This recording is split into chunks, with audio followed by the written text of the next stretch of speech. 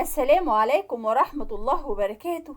مساءكم رضا ومحبة من الله ورسوله عليه أفضل الصلاة والسلام. مساء الخير على متابعين الغاليين على قلبي، وحشتوني جدا جدا من آخر حكاية حكيناها مع بعض، وكلنا عارفين إن البيوت أسرار، وإن ورا كل باب 100 حكاية وحكاية. وأنا جاية لكم النهاردة بقصة جديدة وحصلت أحداثها بالفعل. بس قبل ما نحكي حكايتنا نصلي على رسولنا الكريم، اللهم صل وسلم وبارك عليك يا حبيبي يا رسول الله. وما ننساش اللايك والشير والاشتراك في القناة عشان كل ما نحكي حكاية جديدة يوصل لكم إشعار مني على طول. ويلا بينا نحكي حكايتنا. وقبل ما احكي لكم حكايتي أحب أعرفكم بنفسي. أنا اسمي حور، عندي 22 سنة، كلية طب.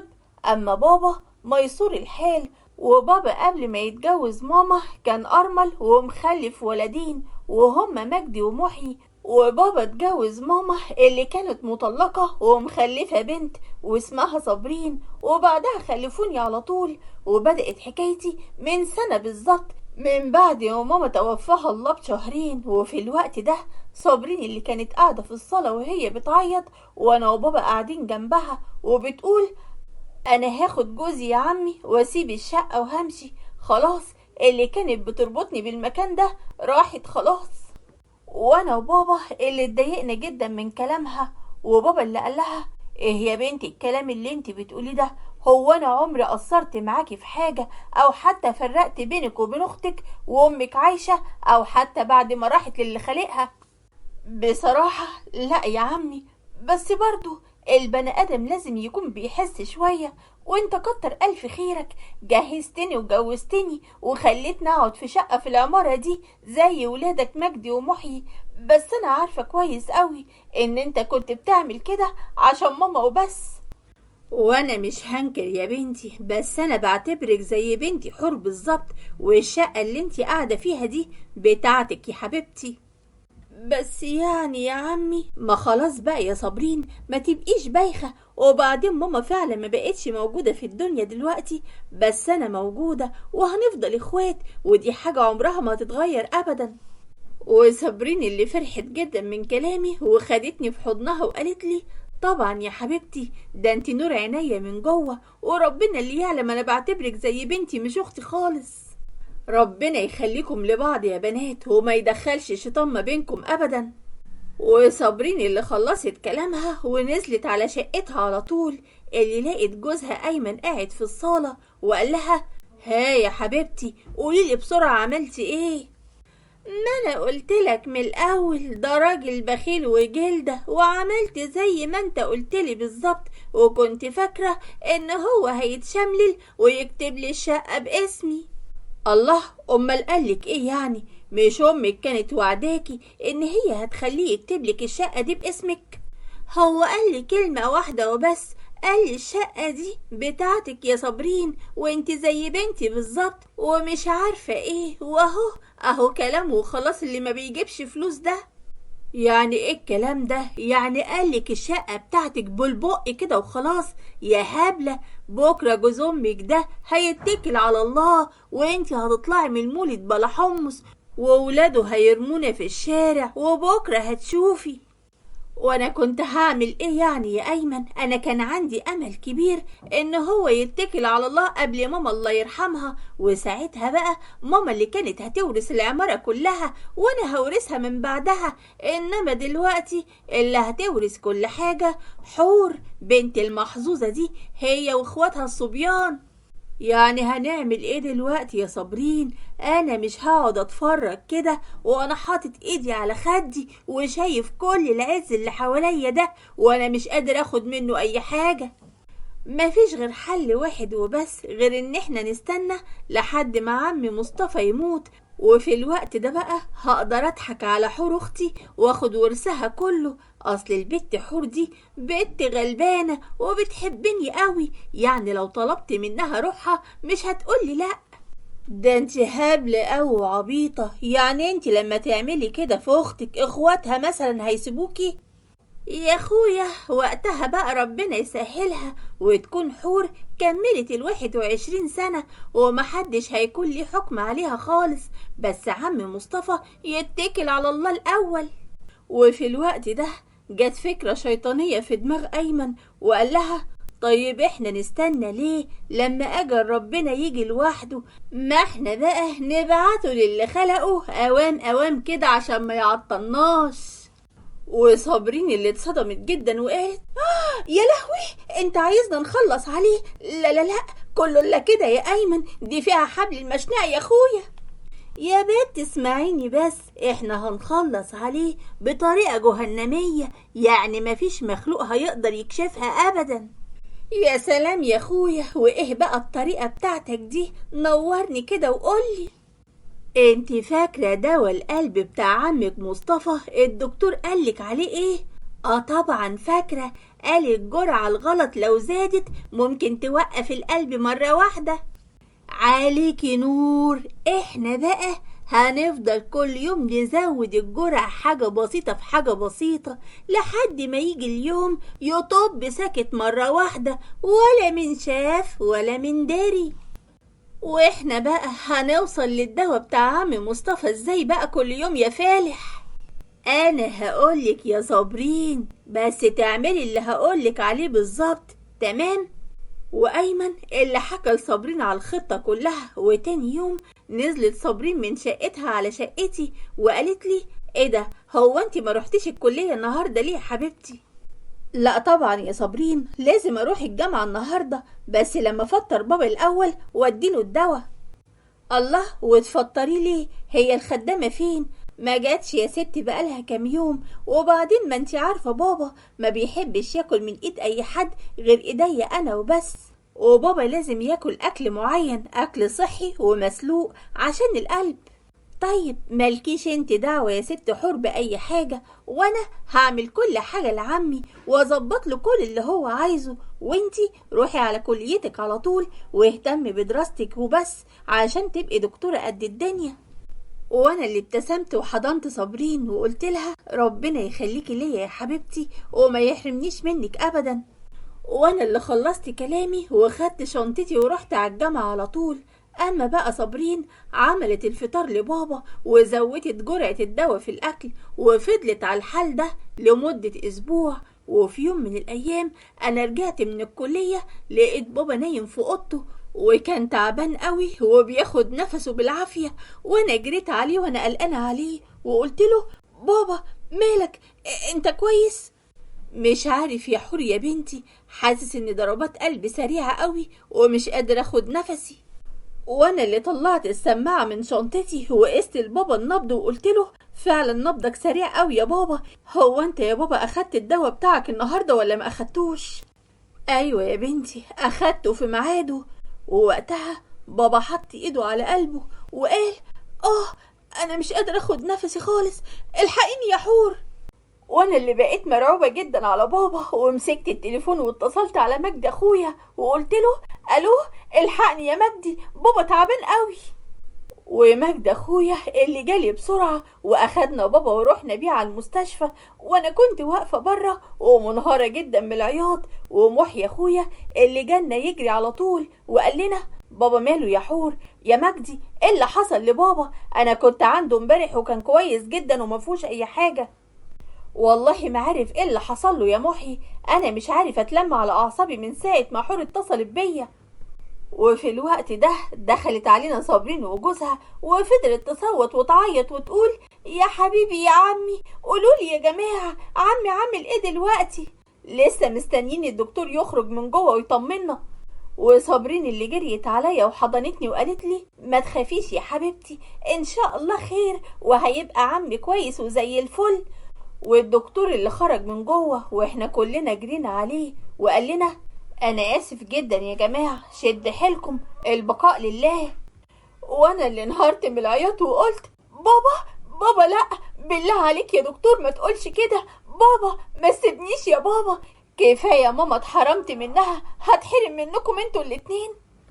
واخواتي الرجالة اللي قربوا مني وحضنوني وفضلوا يعيطوا وصابرين اللي بقت تصوت، وأيمن اللي قال لنا بكل مكر: لا حول ولا قوة إلا بالله، إنا لله وإنا إليه راجعون. هي المصايب جاية ورا بعضها لكده. وفي الوقت ده محدش فينا شك في وفاة بابا خالص. وبعد ما عدى شهرين على كل اللي حصل ده، عادل ابن عمي وخطيبي رجع من السفر، وكان قاعد معانا في الصالة وقال لي: مجدي ومحيي اخواتي، البقاء لله يا جماعة، ده انا لسه راجع من السفر على هنا على طول.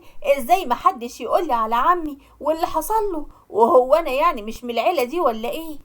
معلش يا عادل، اصل الموضوع ده جه فجأة كده، واحنا كلنا مصدومين لحد دلوقتي من كل اللي حصل ده. الله يكون في عونكم ويصبركم على فراقه. وصابرين اللي خرجت من المطبخ وقالت: تشربوا ايه يا جماعة؟ اعمل لنا 3 قهوة مظبوط لو سمحت يا صابرين. وصابرين اللي سابتهم ودخلت على المطبخ وفضلت تصنت عليهم وتسمع بيقولوا ايه. وعادل وقتها قال: طمنوني على حور، هي عاملة ايه دلوقتي؟ انا عايزة اشوفها. ربنا يصبرها على فراق امها وابوها ورا بعض، حالتها بقت وحشة قوي يا عادل. انا صعبان عليا قوي حور ومش عارف اعمل لها ايه. اتجوزوا بسرعة يا عادل، يمكن دي الحاجة الوحيدة اللي تخليها تطلع من الحالة اللي هي فيها. انت بتقول ايه بس يا مجدي؟ جواز ايه وبتاع ايه اللي انت بتتكلم عنه ده؟ ده بابا لسه متوفي ما كملش شهرين. اسمعني كويس قوي يا محي، احنا لازم نفكر في اختك. انا في بيتي وانت كمان في بيتك. ايه هنسيبها عايشة لوحدها كده في الشقة دي؟ انت بتتكلم يا مجدي زي ما يكون كلنا ساكنين في بلد تانية. مجدي احنا قاعدين معاها في نفس العمارة. خلاص يا سيدي، انا هاخدها اقعدها عندي عشان ناخد بحس بعض. لا يا محي، انا اللي هاخد اختي عندي. وصابرين اللي دخلت عليهم وهي معاها صينية القهوة وحطت القهوة على الترابيزة وقالت لهم: انا مش عايزاكم تشيلوا هم حور خالص، انا هفضل معاها ومش هسيبها ابدا لحد ما تتجوز واسلمها بايدي لعريسها. ازاي الكلام ده يعني يا صابرين؟ طيب بيتك وجوزك هتعملي فيهم ايه بس؟ ما تقلقش خالص من حاجة زي كده يا مجدي، انا ما عنديش في الدنيا دي اهم من حور اختي، وجوزي عارف حاجة زي كده كويس قوي. وغير كده كمان جوزي جايله شغل في شرم الشيخ وهيسافر. طيب كده خلاص الموضوع اتحل.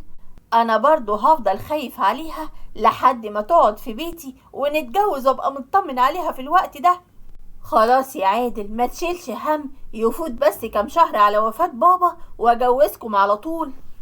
وصابرين اللي سابتهم ونزلت على شقتها على طول وقالت لأيمن: بقول لك ايه يا أيمن، احنا لازم يا اخويا نعمل حاجة وبسرعة قبل ما كل حاجة تضيع من ايدينا. الله، في ايه يا صابرين؟ قلقتيني، ايه اللي حصل؟ عادل يا اخويا، عادل رجع من السفر ومجدي عايز يجوزه حور خلال شهور. احنا ما كناش عاملين حساب اللي اسمه عادل ده كمان. حور لو اتجوزت احنا مش هنطول منها الابيض ولا حتى اسود. يعني احنا قدامنا كام شهر هنقدر نعمل فيهم اي حاجة، المهم ميراث حور يبقى في عبنا احنا. وفي الوقت ده جت فكرة شيطانية في دماغ ايمن وقال لها: لقيتها خلاص، انا عرفت هنعمل ايه. احنا هنجنن حور ونرميها في مستشفى المجانين، ايه رأيك بقى؟ وصابرين اللي استغربت جدا وقالت له: ايه؟ هو انت بدأت تخرف ولا ايه يا ايمن؟ تجنن مين يا اخويا؟ دي حور دي اعقل من عيلتها كلها. اسمعي بس يا مخ تخين، انتي عارفة كويس قوي ان اختي سهى دكتورة في مستشفى المجانين، مش كده برضو؟ اسمها دكتورة نفسوية يا اخويا. قولي بقى اختك مالها ومال موضوعنا؟ ما انت لو تقفلي بقك شوية هتعرفي مني كل حاجة. احنا هناخد منها ادوية من اللي هي بتجنن دي ونديها الحور، وفي الوقت ده بقى حور هتتجنن على الاخر، وساعتها هنخليها تعمل لنا اللي احنا عايزينه، ويمكن كمان انت هتكوني وصية عليها بصفتك اختها الكبيرة. وصابرين اللي عينيها لمعت بكل طمع وقالت بكل غل: يلا قوم دلوقتي يا ايمن نروح لاختك، احنا مش عايزين نضيع اي وقت. وفعلا ايمن وصابرين اللي خدوا بعض وراحوا على شقة سهى على طول. وايمن اللي قال لها: بقولك ايه يا سهى يا حبيبتي، انا عايز منك خدمة صغيرة كده. انا عايز ادوية تعمل اللي ياخدها هلوسة وتهيؤات ونسيان. انت اتجننت يا ايمن، دي ممنوعة لانها تحت بند المخدرات. وبعدين انت عايز الادوية دي ليه؟ يا ريت تفهمني. انت مالكيش دعوة بحاجة زي كده، قوليلي هتعرفي تجيبي الادوية دي ولا مش هتعرفي؟ الحاجات اللي انت عايزها دي يا ايمن مش بتتصرف بالسهل، وانا ما اقدرش اجيبها لك ابدا. وصابرين اللي قربت منها وقالت لها طيب بقولك ايه، 30,000 جنيه وتجيبي الادوية دي كلها. ها قلت ايه؟ ممكن اعرف ايه هي الحكاية بالظبط؟ يا ريت تفهموني عشان ابقى على نور لو سمحت. وايمن اللي حكى لاخته على اللي عايز يعمله فيا، وقالت له يا نهارك اسود ومهبب، يعني انت عايز تجننها؟ هو انت فاكر موضوع زي ده بالسهل كده؟ اسمعي بقى يا سهى يا حبيبتي، حور اختي ورثت من ابوها كتير قوي، وكل اللي انت عايزاه هتاخديه، بس تخدمينا انت في الموضوع ده. وطبعا سهى طمعت جدا وقالت وماله، انا عايزه بقى بعد الحوار ده كله شقه تتكتب باسمي من ميراث حور، وانا معاكم في كل اللي انتوا عايزينه. واحنا موافقين يا ستي، بس نتلم الاول على الميراث، والعين دي قبل العين دي، كل اللي انت عايزاها تاخديه.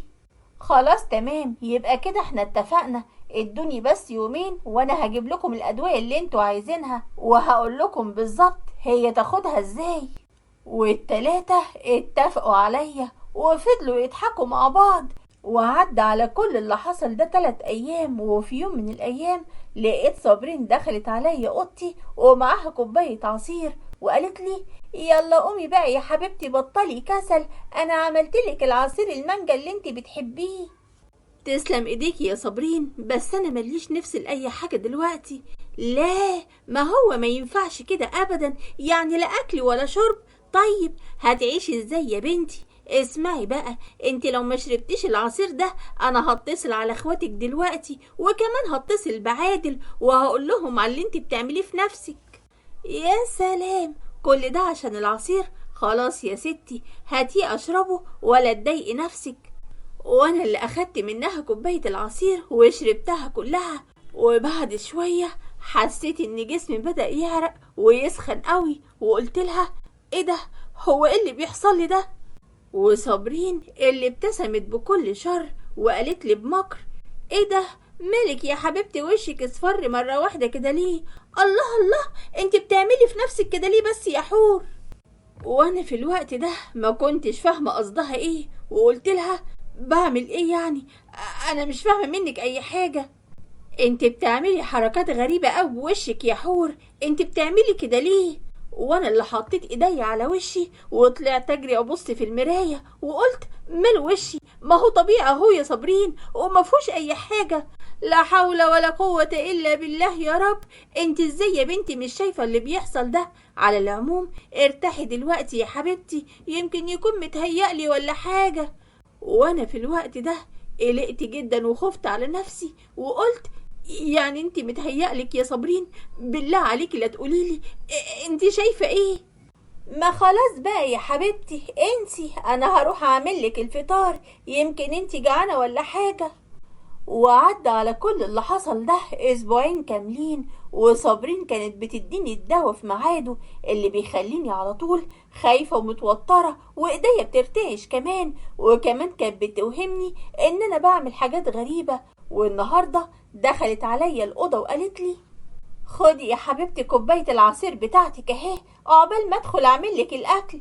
وانا في الوقت ده استغربت منها جدا وقلت لها ايه ده؟ ده عصير برتقان، ما انتي عارفة ان انا ما بشربش عصير البرتقان. وصابرين طبعا اللي كدبت عليا عشان تخليني اصدق وقالت لي يا حول ولا قوة الا بالله. الله، ما انتي لسه قايلالي اعملك عصير برتقان، هو انتي نسيتي ولا ايه؟ لا يا صابرين، انا ما طلبتش منك عصير برتقان، والله العظيم ما حصل.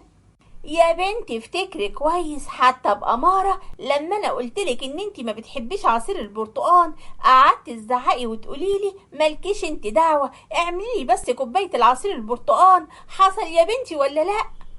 وانا في الوقت ده بدأت اخاف واتوتر وايديا بترتعش، واقول لها وانا بعيط: انا مش فاكرة اي حاجة، مش فاكرة ان انا قلتلك كده ابدا. هو ايه اللي بيحصل لي بس؟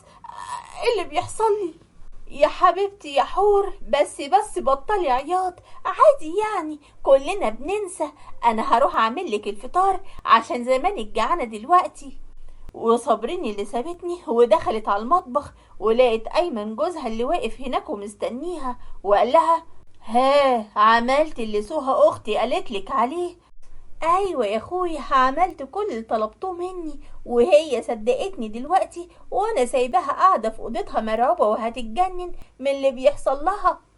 ولسه لما مفعول الدواء يشتغل هتتجنن اكتر واكتر، وكمان لما تشوف عفش البيت كله متغير. والاتنين قعدوا يضحكوا مع بعض بكل شر، وفجأة جرس الباب اللي رن، وصابرين اللي قالت: خليك انت هنا لحد ما اشوف مين اللي على الباب، اوعى تخرج من المطبخ، فاهم ولا لا؟ وصابرين اللي فتحت الباب ولقت علا بنت عمي ومرات مجدي اخويا، وقالت لها: صباح الخير يا صابرين، قوليلي هي حور صحيت؟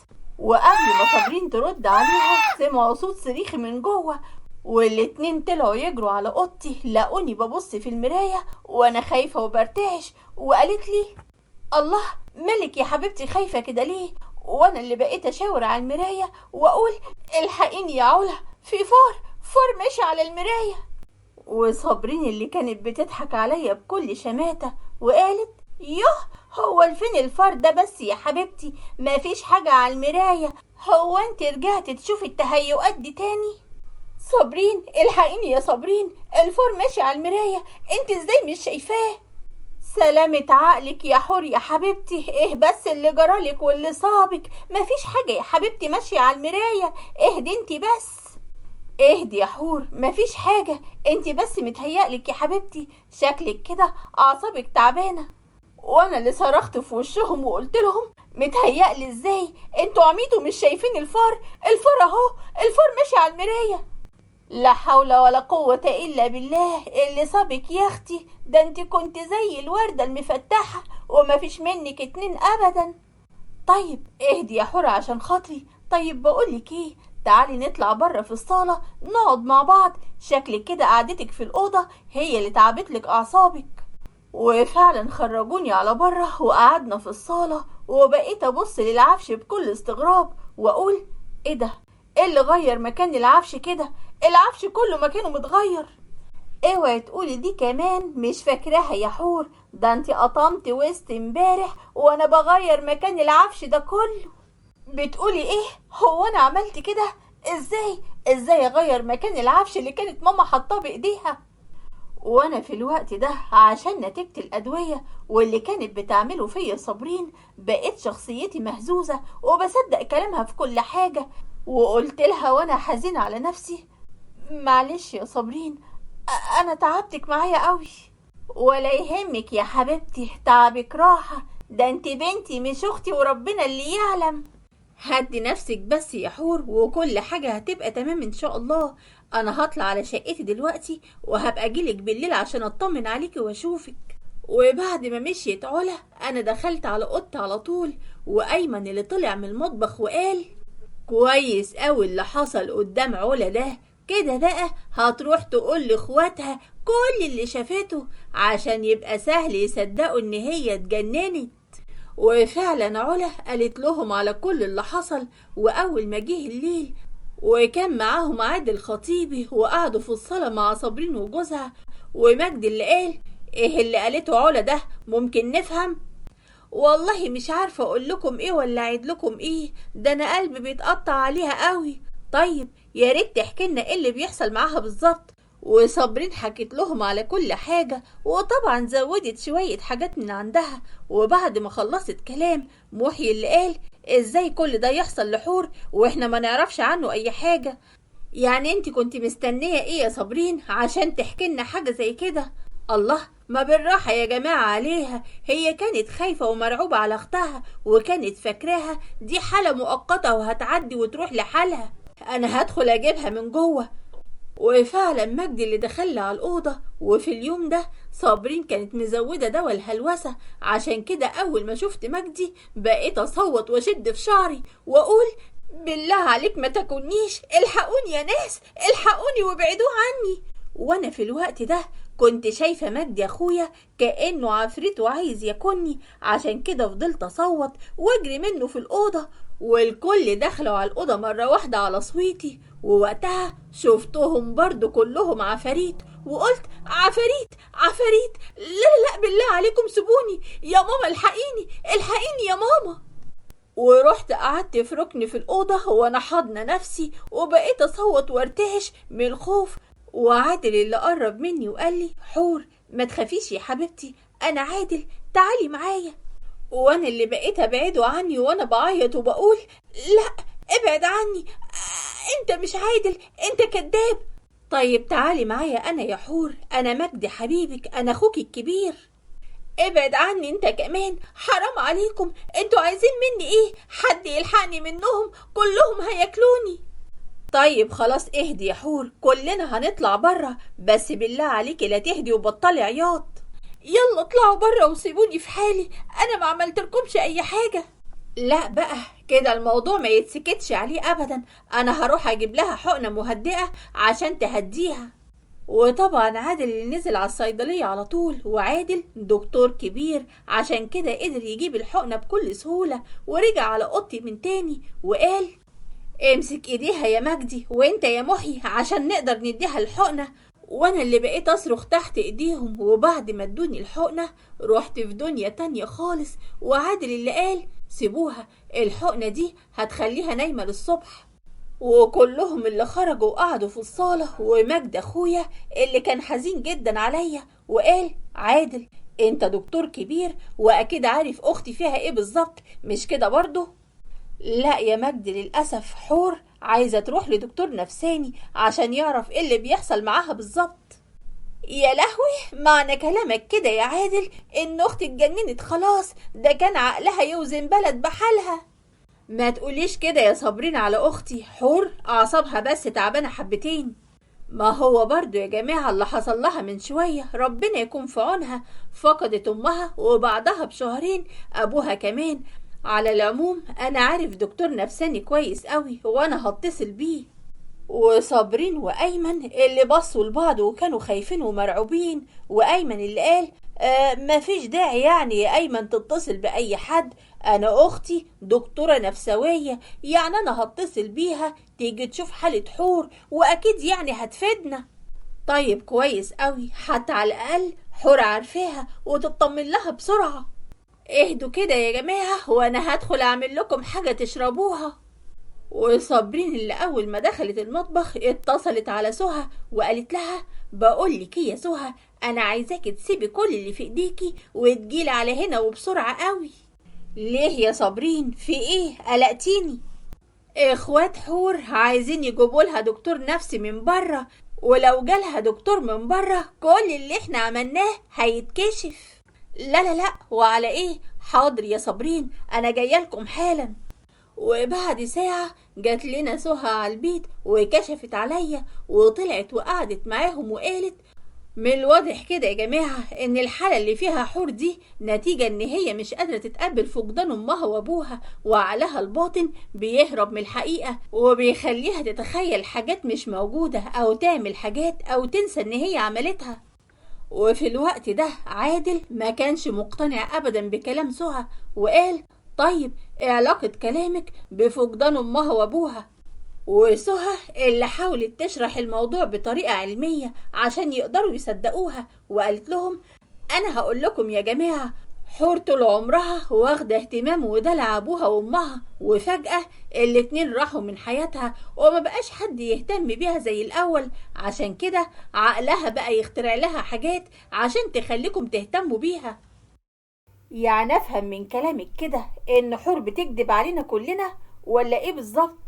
لا طبعا هي مش بتكذب ولا حاجة، هي بتتخيل فعلا الحاجات اللي بتشوفها دي ومقتنعة ان كل اللي بتشوفه هو حقيقة. وطبعا كلام سهى كله كان مقنع، عشان كده الكل صدقها. ومجدي اخويا اللي قال لها: طيب والحل ايه يا دكتورة؟ انا مش قادرة استحمل اشوف اختي بالمنظر ده ابدا. انا اسفة جدا ان انا هقول لكم ان حور في حالتها دي ممكن تعمل اي حاجة او اي تصرف وهي مش حاسة بنفسها. وعادل اللي كان متضايق جدا وقال يعني ايه الكلام ده؟ يعني مفيش علاج؟ مفيش اي مرض ربنا خلقه غير لما يكون له علاج. طبعا في علاج بس بيتاخد في الوقت المناسب. على العموم انا هتابعها بنفسي وهديها كل الادوية اللازمة اللي هتخليها تبقى هادية. وعدى شهرين على كل اللي حصل ده، والأدوية اللي كانت بتديها لي سهى بقت تخليني ساكتة وهادية بس مش واعية بأي حاجة بتحصل حواليا. وطول الوقت كنت بنسى أي حاجة لدرجة إن أنا بقيت أنسى اسمي. وفي يوم من الأيام دخل عليا أيمن وسهى وصابرين ومعاهم ورق وأختام كمان وقالولي خدي يا حور امضي وابصمي على الورق ده. استني انتي، هات القلم وانا هخليها تمضي بايديها. وسهى اللي حطت القلم في ايديا وقالت لي اكتبي هنا حور مصطفى حسن الجبالي. وطبعا انا عملت زي ما قالت لي بالظبط وانا مش واعيه باي حاجه. وايمن مسك ايديا التانية وحطها في الختامة وبعدها ختم على الورق كله وقال يلا يا صابرين امسحي ايديها بسرعة من الحبر قبل ما حد يجي ويشوف الحبر الازرق على ايديها. وفعلا صابرين مسحت الحبر من على ايديا وفتحت الدولاب بسرعة وطلعت علبة الدهب بتاعتي وقالت بكل شر وحقد الدهب ده كله من نصيبي انا وبس، انا اللي احني بيه من النحنوحة دي. وانا يا ست صابرين ماليش في الدهب ده ولا ايه؟ لا يا حبيبتي احنا متفقين ان انت ليكي الشقة وبس، اما الدهب ده دهب امي الله يرحمها، هم حرموني منه عشان السنيورة تاخده كله. ده عشان ابو حور هو اللي جايبه، لكن امك ما كانش حيلتها اي حاجة. بقول لكم ايه بقى انتوا الاتنين، مش وقت الكلام اللي انتوا بتقولوه ده، يلا نمشي من هنا قبل ما حد يجي. وعدى اسبوعين على كل اللي حصل ده. وفي يوم من الايام مجدي وعادل كانوا بيجوا كل يوم عشان يشوفوني ويطمنوا عليا، لكن مجدي لاحظ ان صابرين اختي لابسه دهب ماما كله، ومجدي اللي قال لها ايه ده؟ مش ده دهب مرات ابويا الله يرحمها؟ احنا كنا سايبينه كله الحور، انت لابسه ليه؟ وطبعا صابرين اتوترت لانها نسيت تقلع الدهب من ايديها وقالت ها اصل حور صممت تخليني اخده كله وانا عشان حالتها دي مرضتش ازعلها مني، مش كده برضو يا حور؟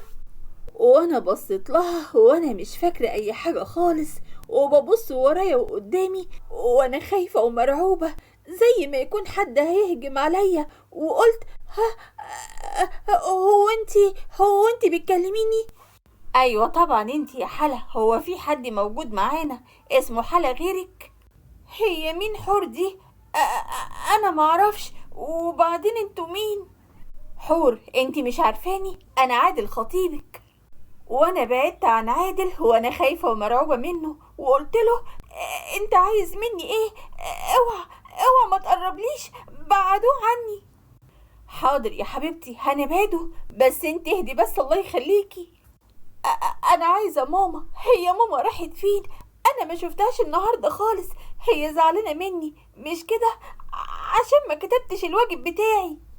ومجد اخويا اللي دموعه نزلت على خده، وعادل اللي قال وهو حزين عليا لا بقى انا مش قادره استحمل اشوفها بالحاله دي، انا طالع بره.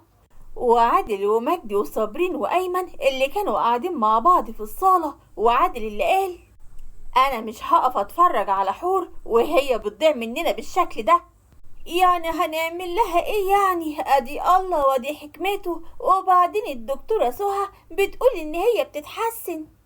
بس انا مش شايف اي تحسن، دي نسيت اسمها وكمان نسيتني، هتنسى ايه تاني؟ بس عادل عنده حق فعلا يا صابرين، انا هنزل اجيب لها اكبر دكتور في البلد.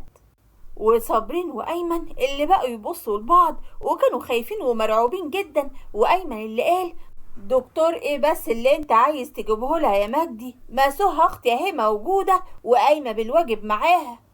والله عندك حق يا أيمن، يعني الدكتور اللي انت هتجيبه ده هيعمل ايه زيادة على اللي عملته سهى معاها؟ دي حتى سهى دكتورة شاطرة وممتازة يا ستي، شاطرة لنفسها. أنا كل اللي يهمني هي حور وبس. وبكرة هجيب دكتور معايا وانا جاي، حتى لو طلب ان هي تدخل مصحة نفسية انا هعمل كده. المهم ان هي تخف وتتحسن. وعادل ومجدي اللي مشيوا على طول، اما بقى صابرين وايمن اللي بقوا يرتعشوا من الخوف. وصابرين اللي قالت: يا نهار اسود ومهبب، انت عارف لو جالنا دكتور دلوقتي هيحصل ايه؟ اه عارف يا صابرين، بس ما تخافيش. هيحصل ايه يعني؟ احنا خلاص كل حاجة بتملكها اختك بقت بأسامينا. بس برضو يا اخويا ممكن يثبتوا ان هي ما كانتش طبيعية، ووقتها بقى وقعت على الاوراق دي كلها. يا خبر، طيب وبعدين هنعمل ايه دلوقتي؟ بقولك ايه بقى يا ايمن، مش لازم الدكتور ده يشوف حور مهما حصل. خلاص لقيتها، احنا نرميها في الشارع او حتى في اي محافظة تانية، وساعتها بقى هي ونصيبها تروح في 60 داهية، احنا ملناش دعوة بيها. اسمعي يا صابرين، اتصلي على مجد اخوكي وقوليله ان انتي هتروحي تشوفي حماتك عشان تعبانة قوي. وفعلا صابرين نفذت كل كلام ايمن جوزها، ومجد اخويا بعتلي علا مراته عشان تقعد معايا. وعلا اللي كانت قاعده مع صابرين وماسكه كوبايتين شاي وقالت لها: بقولك ايه يا علا يا حبيبتي، انا عملتلك كوبايه شاي بالنعناع، انما ايه، عسل. الله، انت قاعده لحد دلوقتي ليه يا صابرين؟ مش انت برضو عايزه تروحي تشوفي حماتك؟ ايوه يا حبيبتي هروح طبعا، بس اشرب الشاي الاول. وبعد ما علا وصابرين شربوا الشاي، صابرين اللي قامت ووقفت وقالت: انا ماشيه بقى يا علا، بس بالله عليكي يا حبيبتي تاخدي بالك قوي من حور، عشان انا ماشيه وخايفه وقلقانه عليها قوي. يا خبر، دي في عينيا الاتنين، ما تخافيش عليها يا صابرين. وفي الوقت ده صابرين اللي عملت نفسها مشيت، لكن فضلت واقفه عند باب الشقه لحد ما اطمنت ان علا نامت من تأثير المنوم اللي كان في الشاي. وايمن وصابرين اللي دخلوا على اوضتي ونزلوني من العماره وركبوني العربيه بتاعته. واول ما وصلنا المحافظه تانية خالص، ايمن اللي قال: يلا يا صابرين بسرعه نزليها من العربيه. يلا يا اختي نجري معايا، ان شاء الله دي تكون اخر مره اشوف وشك فيها. وصابرين اللي رمتني بايديها جنب مقلب الزبالة وانا تايهة ومش حاسة بنفسي خالص، والقطط والكلاب حواليا في كل مكان وسابوني ومشيوا. ولحد هنا خلصت حلقتنا، بس ما خلصتش حكايتنا، واستنوني في الحلقة الأخيرة إن شاء الله. بس يلا تعالوا معايا نتوقع إيه اللي هيحصل في الحلقة الأخيرة. يا ترى حور هتقدر تفوق لنفسها بعد كل اللي حصل معاها ده وتكشف لعبة صابرين وأيمن؟ ولا تفتكروا أيمن هيكمل في خطته الشيطانية دي، ولا ضميره هيصحى ويقول لهم على كل الحقيقة؟ ولا ممكن يكون حد شافهم وعرف كل حاجة ويقلب عليهم الترابيزة؟ ويا ترى صابرين هتكون نهايتها ايه؟ طيب لو انتوا كنتوا مكان حور كنتوا هتعملوا ايه بعد كل اللي حصل معاكم؟ يلا توقعوا معايا بسرعة مين أول واحد هيكشف الحقيقة. يا ريت تكتبولي كل توقعاتكم من القصة في الكومنتات، ويعطفتكم الحلقة الأخيرة، لأن اللي جاي أصعب بكتير وأحداث محدش كان يقدر يصدقها أبدا. وأشوفكم في الحلقة الأخيرة، والسلام عليكم ورحمة الله.